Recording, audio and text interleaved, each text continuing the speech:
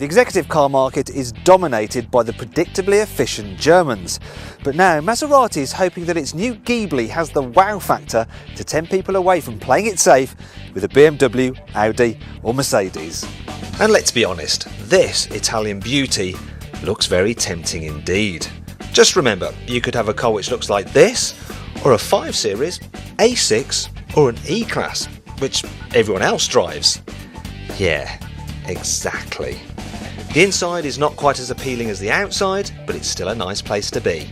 The dials are clear, the seating position is sporty, and quality is generally good, if maybe not quite as robust as the German cars. Obviously you can get all the mod cons you can on this class of vehicle, so leather seats, climate control, USB input for the stereo, got a touch screen, sat nav. You can upgrade the seats for electric operation. There it is down there. You can have them heated, you can have them ventilated.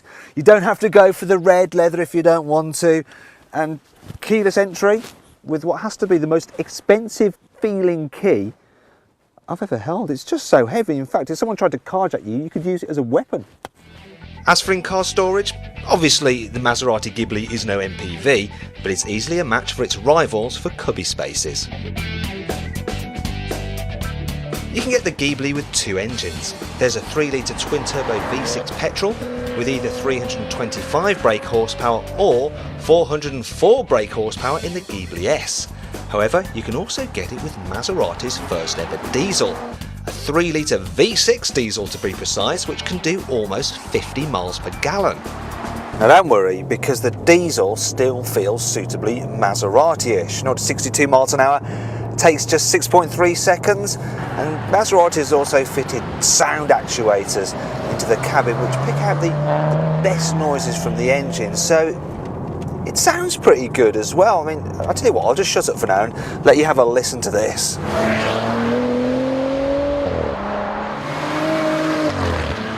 Actually, the reason this model sounds so good is because I was only kidding. The engine in this car is actually the petrol.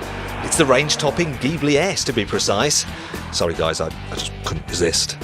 Well, I know the diesel will be the best seller, but I don't think it's the right choice. I think that if you're going to go for a diesel car, you're a sensible person, and the sensible option is never going to be a Maserati compared to a BMW, Mercedes or Audi. They're just better diesel cars.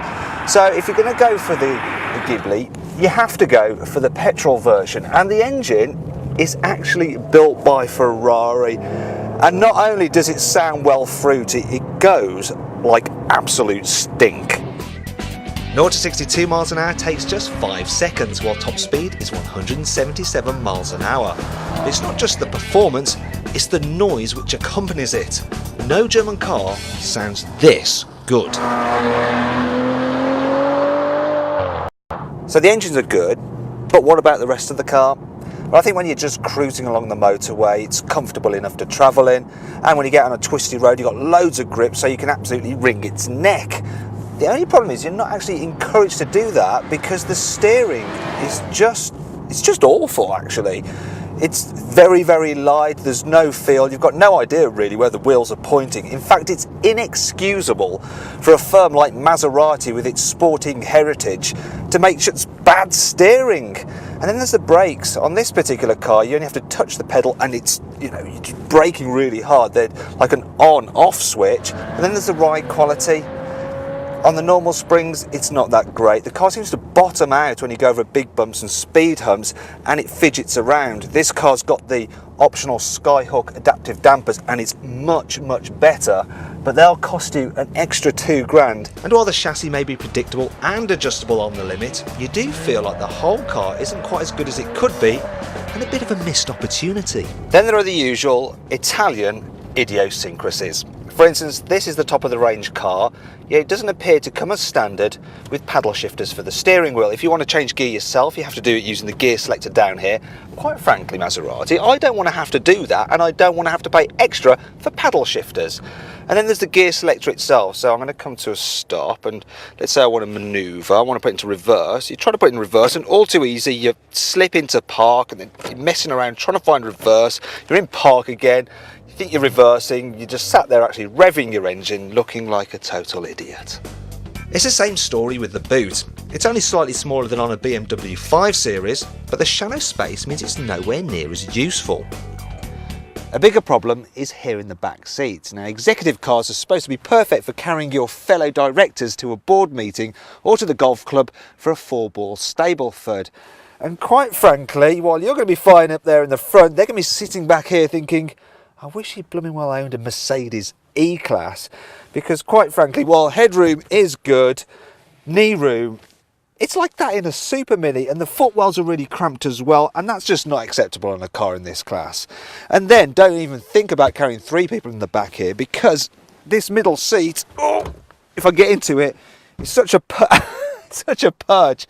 And yeah, sitting like this is not cool, not even in a Maserati. As for reliability, well, let's just say that an Audi A6 would be a safer bet. Finally, there's the price. The Ghibli is at least £5,000 more expensive than its German rivals, which are actually better cars. Thing is though, the way the Ghibli looks, it just tugs on your heartstrings, and of course you can get it with an engine built by Ferrari, and how cool would it be to be able to say to your friends, yeah, I drive a Maserati. Thing is though, you'd be taking a punt, and before you do, you should definitely check out our reviews of the BMW 5 Series by clicking up here, the Mercedes E-Class by clicking down there. If you click down here, you can watch our latest video review, and if you click on the Car Buyer logo, you can subscribe to the Car Buyer YouTube channel.